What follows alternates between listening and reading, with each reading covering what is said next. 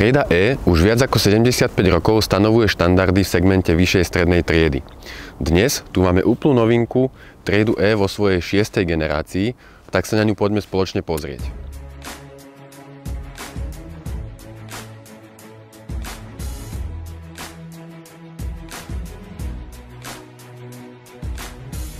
Rázvor narastol o 2 cm, čo znamená viac priestoru.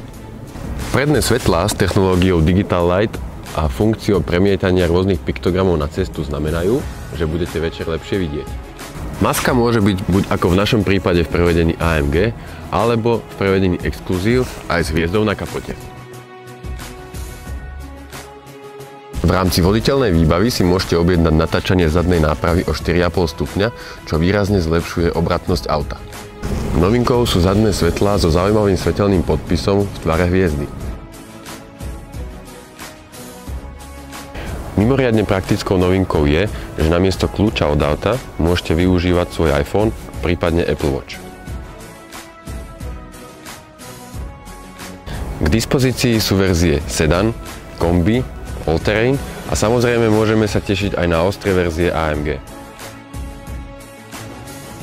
Aj interiér novej triedy E predstavuje to najmodernejšie, čo aktuálne značka Mercedes-Benz ponúka.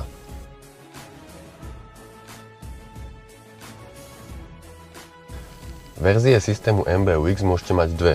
Štandardná je s jedným displejom v strede, alebo, ako v tomto prípade, Superscreen obrazovka, kde je displej aj pre spolujazdcom, plus kamera umiestnená na hornej časti palubnej dosky, ktorá slúži pre videokonferencie.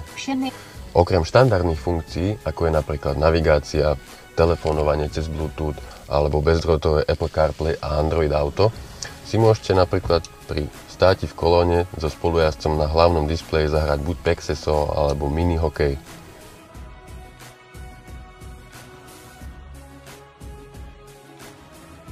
Spolujazdec si vie napárovať Bluetooth slúchadlá a na displeji pred sebou počas jazdy sledovať film, pozerať YouTube videá alebo surfovať po internete.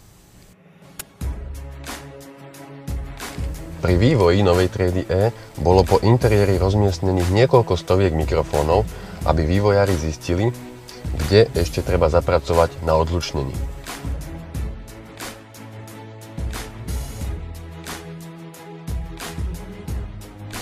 Systém MBUX je opäť o niečo inteligentnejší. Kladie sa dôraz na tzv. Automatizáciu. Môžete si vytvoriť rutiny, čo znamená, že keď napríklad klesne teplota vonku, že si nastavíte pod -2, tak vám automaticky zapne vyhrievanie sedadla. Alebo už netreba vyslovovať frázu môj Mercedes, keď chcete mu niečo prikázať hlasom. Stačí to proste povedať. Napríklad otevři okno. Otevírám okno. Hotovo. Zavři okno. Dobře, zavírám okno. A ak vás zaujíma niečo viac, nájdete nás na Bratislavskej 3 v Nitre.